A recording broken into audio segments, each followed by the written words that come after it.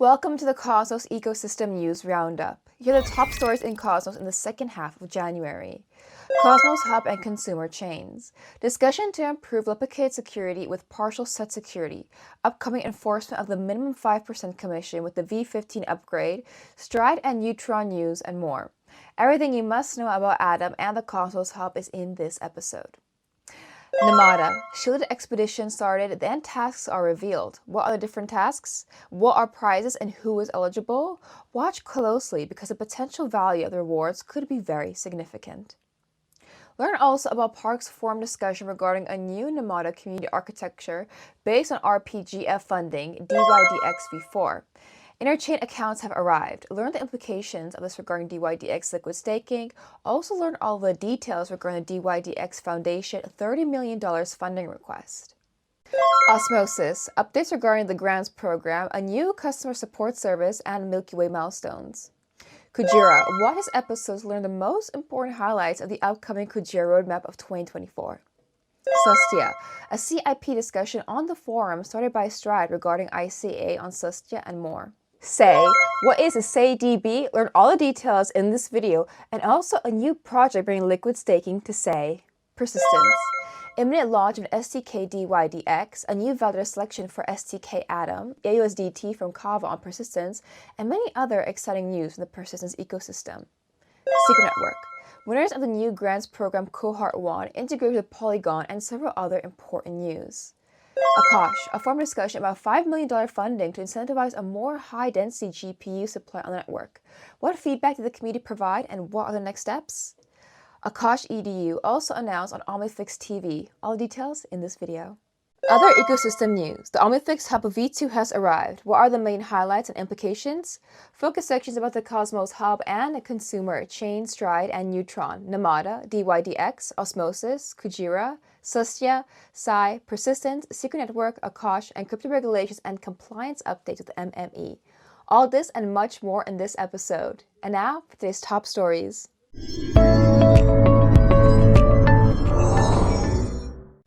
There is discussion on the Cosmos Hub forum regarding partial set security. This would offer several advantages for validators compared to replicated security. Consumer chains with partial set security could launch permissionless without a governance proposal, and then validators could choose whether to validate a consumer chain or not. Or another option would be voting with a low quorum, and only the validators who vote yes would opt in to validate that specific consumer chain. In this scenario, validators wouldn't be jailed for downtime on the Cosmos Hub, but opted out from the consumer chain for some time period. For some consumer chains, that requires a minimum level of security. The idea of this top N is discussed. In this case, the top N validators will be required to run a consumer chain, and when N is 100%, this would effectively be replicated security. Moreover, in the case of top-end design, in the case of downtime, validators would still be jailed on the Cosmos Hub. Additionally, it is discussed that consumer chains could add a cap on voting power for individual validators to avoid a few large validators controlling certain consumer chains. Informal and Haifa will meet with their 2024 Oversight Committee quarterly to go over plans and reflections for each quarter. This is related to the past proposal 839 to fund Informal and Haifa. From the latest meeting, there are some interesting highlights. Firstly, in the upcoming V15 upgrade of the Cosmos Hub, the previously passed proposal 826 for the minimum 5% fee and proposal 104 to claw back funds from Notional will be implemented. The implementation of the minimum 5% fee in the Cosmos Hub could likely lead to an important increase of liquid staked Atom, since all those staking with validators with a fee lower than 5% will search for additional sources of yield. Regarding consumer chains, the potential launches in 2024 could be Aether, Noble, or Entry Point. Noble initially said they would delay joining as a consumer chain given the infra cost concerns and low revenues of current consumer chains. However, a seedling proposal is expected soon to gather an overview of whether validators and the community want Noble to join as a consumer chain. If the seedling proposal has a majority of yes votes, then Noble might join soon as consumer chain Noble issues native USDC for the Cosmos ecosystem, with a demand mainly driven by Dydx v4. Noble also announced recently that they would be bringing real-world assets, or RWAs, and the first part to be issued will be USYC, to offer tokenized returns backed by the short-term US government debt. Neutron is solving the low revenue and high infra cost issue of consumer chains for themselves by using NTRN unclaimed from the airdrop and sent to the Cosmos Hub community pool to reward and incentivize validators running Neutron. We initially created a Twitter poll asking the Cosmos community whether part of these unclaimed NTRN should be used as revenue for validators running Neutron. And the majority voted yes in our poll. Also in our forum discussions about this idea, Jehan also greatly supported and liked our idea. We are happy that the proposal to incentivize validators with NTRN was approved, and now the multisig will distribute the NTRN to validators running Neutron with vesting during 12 months. With the Stride v17 Leo release, support for STDYDX was included among several other improvements and new features. While 10 initial DYDX validators were selected, a total of 32 validators need to be selected. The Stride Association is requesting Stride governance to allow them to have authority temporarily to select and manage the DYDX validator set. This authority will be reverted when the 32 validators are selected or on May 31st of 2024, whichever is sooner. The plan is to add 3 new validators every 2 weeks until 32 validators are reached. Another proposal is requesting 9 million STRD. These incentives will be used to bootstrap the adoption of STTIA, STDYM, and other additional upcoming liquid staking tokens. The genesis of the Namada Shooter expedition was on the 1st of February at 18 hours UTC. A total of 10,469 pilots and 129,238 crew members will be competing. But pilots and crew members will have different tasks and prizes, meaning pilots compete against each other and separately crew members compete against each other. There are some important remarks, however. Pilots and crew members who don't submit the applications on time before the 2nd of January of 2024 at 9 a.m. UTC can still participate but won't be eligible for prizes. For the eligible crew members, only the top 100 will receive rewards.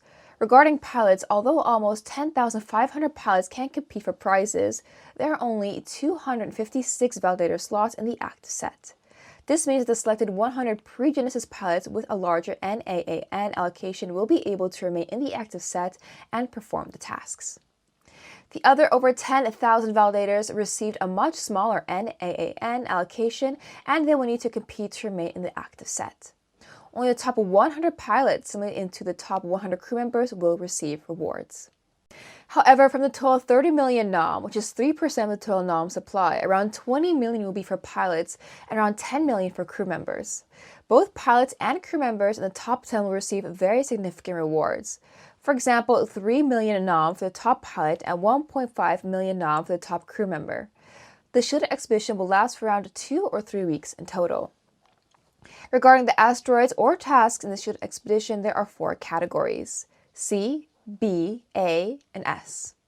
For all these tasks, the points will be allocated amongst those who complete the tasks, meaning that difficult tasks that very few complete will provide a very large amount of ROID points.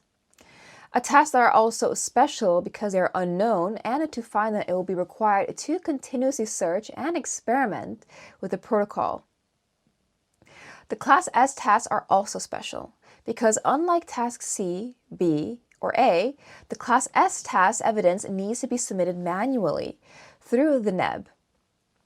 In the NEB dashboard, the ranking in real time of pilots and crew members and statistics from the shooter expedition will be shown. Below in the description, you will find a link to the list of all the tasks for the shooter expedition.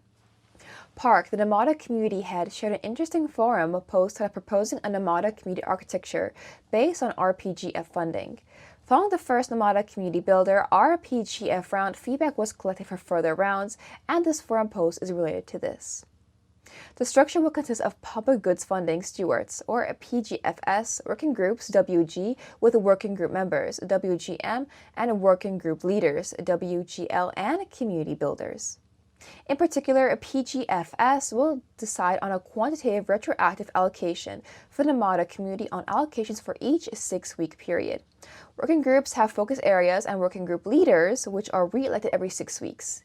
In addition, every 6 weeks, eligible community builders are vouched into a working group. This is very interesting, and there could be, for example, a working group focused on video content and YouTube, and we would be really happy to be in this group and collaborate with other creators. Community builders will complete different boundaries and try to be accepted into one of the working groups. Park is suggesting to implement this structure on February 12 of 2024. The initial set of working group members and leaders will be selected by early leading members of Namada community before the 12th of February. The IBC RSV 0.50.0 was released, and it includes the ICS-721 NFT transfer application implementation built by Heliax, enabling the transfer of NFT packets across chains that support this capability. Stay tuned for shielded NFTs.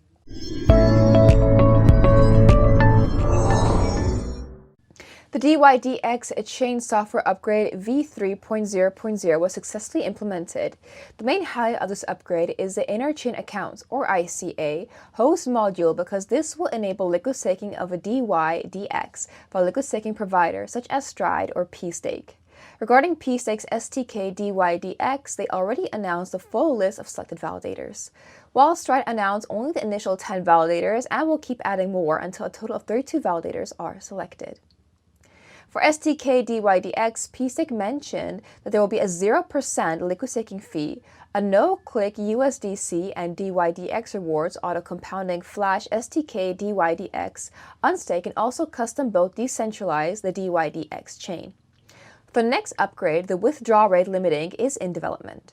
This is a safety feature to rate limit asset withdrawal from the Dydx chain and is similar to the IBC rate limit module on Osmosis. The Dydx Foundation holds currently $4.8 million in cash and short-term treasury bills and 2.6 million Dydx tokens, of which 2.3 million are staked with Dydx chain validators. Given their current expenses, the cash runway is around 6 months. The expenses have been mainly compensation for global talent, marketing, legal, accounting, and tax.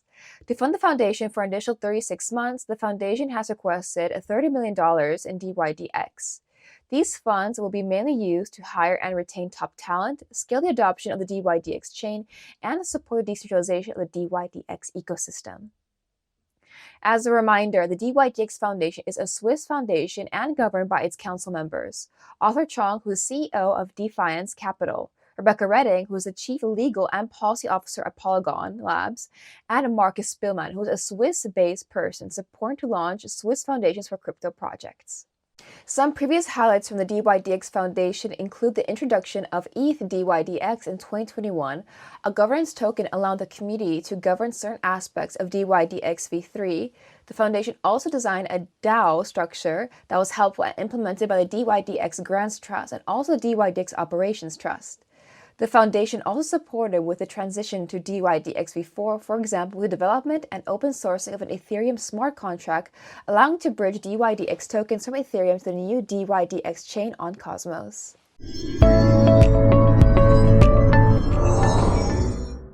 The Osmosis Grants program run by Reveri was renewed for 2024, called OGP-V3. The OGP is great in sourcing projects for specific RFPs, and Reveri also manages the Dydx Grants program. New Osmosis Chat Live support is great. In fact, it is as the Kraken Live chat support used to be, with answers almost instantly. Now Kraken asks you to wait several hours for an answer. The community says that the new Osmosis support is the best they have seen so far, better than any CEX support.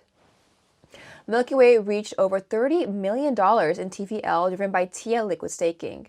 Osmosis mentioned that Milky Way has now become the third largest DApp by TVL on Osmosis.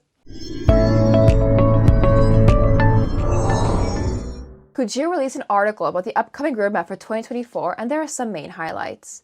Kujira mentioned that work on the SDK 50 with new price oracle is nearly completed, and this will enable launching perps. But Kujira will launch a high-leverage Forex platform rather than another crypto platform. This is possible because the Cosmos SDK v0.50.0 introduces vote extensions, which allows validators to submit data on-chain, every block and without TX overhead. Furthermore, Kujira is working with the SDK and Kado team to make Sonar a seamless wallet experience thanks to the upcoming passkey support, meaning that wallet setup will no longer require a seed phase. Kujira also mentioned that in the chain upgrade, direct IBC connection to Polkadot and Near will be introduced, as well as interchain accounts and interchain queries.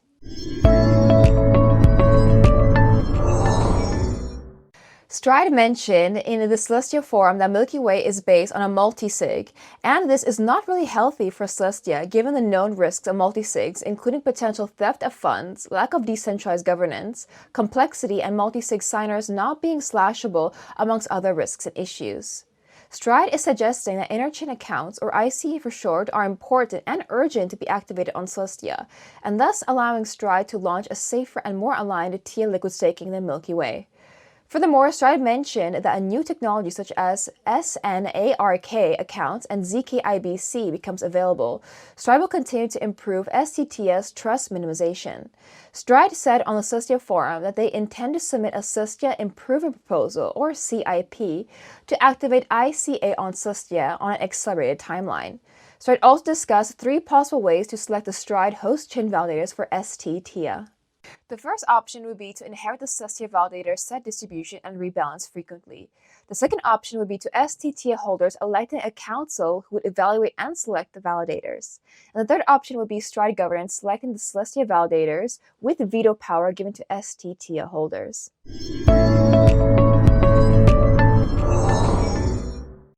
With the v3.6.1 upgrade, the highlight was the integration of SayDB into the Say chain. SayDB modifies how state access, state commitment, and state storage works. Some of the improvements brought by SayDB are reduction of the active state size and historical data growth rate, improvement of state sync times, block sync times, and block commit times, faster state access, and state commit. To develop SayDB, the Say Labs team has built on the Cosmos SDK team work related to ADR 065. The diagram here shows the state commitment and the state store. This is decoupling the data into 2 layers rather than storing everything in one database. The state commitment layer represents the current chain state as a memory-mapped IAVL tree using MIAVL. The state storage layer is designed to store and service historical chain data. The Silo launch was announced to bring liquid staking to Sai. You can now liquid stake your Sai and receive iSai to benefit from staking rewards and additionally DeFi yield.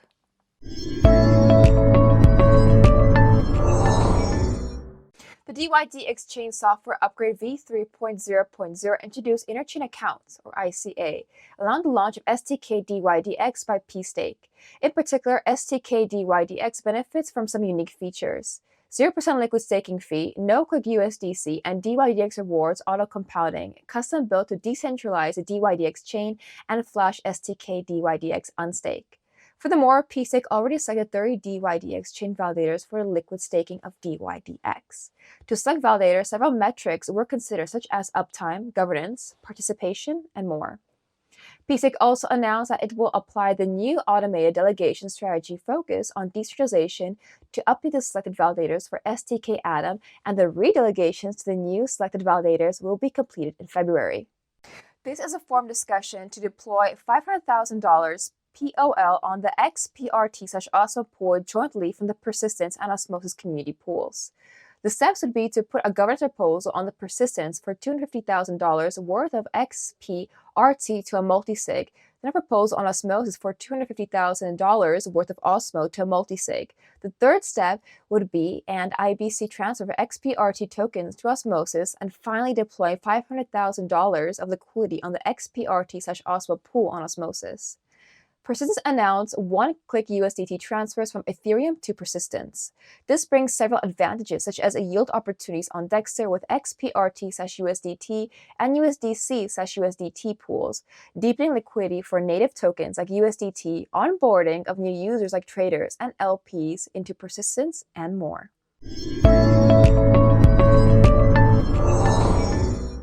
Secret Network announced integration into the Polygon Solution Provider Network. This is great news, facilitating the integration between Polygon developers with additional tools and infrastructure support.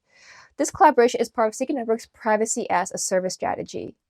The winners of the first cohort of the renewed grants program were announced.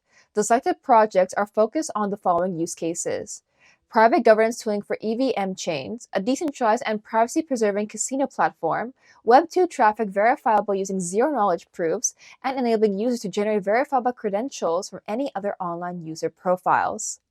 Additional use cases funded are mechanism for secretly sharing confidential documents on a blockchain with specific recipients, and a dApp that will enable a user to own published content assets and transact with those assets on public EVM-based blockchains using Secret Network.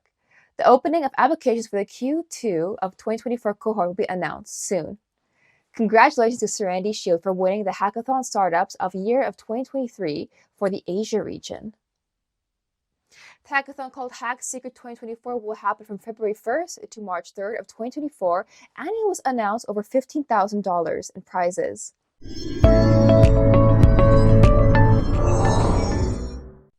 There is discussion to distribute $5 million in AKT to incentivize more high-density GPU supply on the network. If this proposal is approved, the expectation is an additional 1,000 NVI DIA A100 equivalents that will be offered at $0.79 per hour. Akash is quickly becoming the best place to acquire high-density GPUs. The original proposal was updated following the community feedback by separating the program into 3 different category pools. The committed pool focused on Tier 2 and higher data centers that provide a fixed capacity for 1 year. The liquidity mining pool, where a fixed set of rewards is distributed to various configuration subpools and epochs. And finally, the R&D pool for next-generation chipsets such as NVIDIA GH200 and L40s, for example, to support the upcoming generation of AI workloads. Akash EDU is live, and it is the first sovereign implementation of the Omnifix network media infrastructure for Web3 protocol, namely Akash, in the context of education. The link to access Akash EDU is included in the description below. Akash EDU is kickstarting with 4 courses. This is a course access and completion certificates as NFTs, and is built on decentralized media infrastructure powered by Omnifix network. The Omnifix Hub V2 has arrived. What are the main highlights? Thanks to migration from the ONFT standard to the X/NFT standard, now seamless NFT interoperability is possible. Furthermore, interchain transfers are unlocked, meaning that you can now move your favorite NFTs across ecosystems, leveraging Omnifix infrastructure, and this includes also injective NFTs. StreamPay was also improved with commission-based payment streams. Thanks to Token Factory, you can now create your own token with just a few clicks. Moreover, with Cosmos SDK v47, the speed and security has also been enhanced.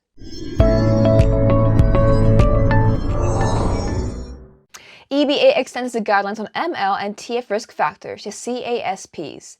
The European Banking Authority, or EBA, has issued extended guidelines on money laundering and terrorist financing risk factors for crypto asset service providers, or CASPs.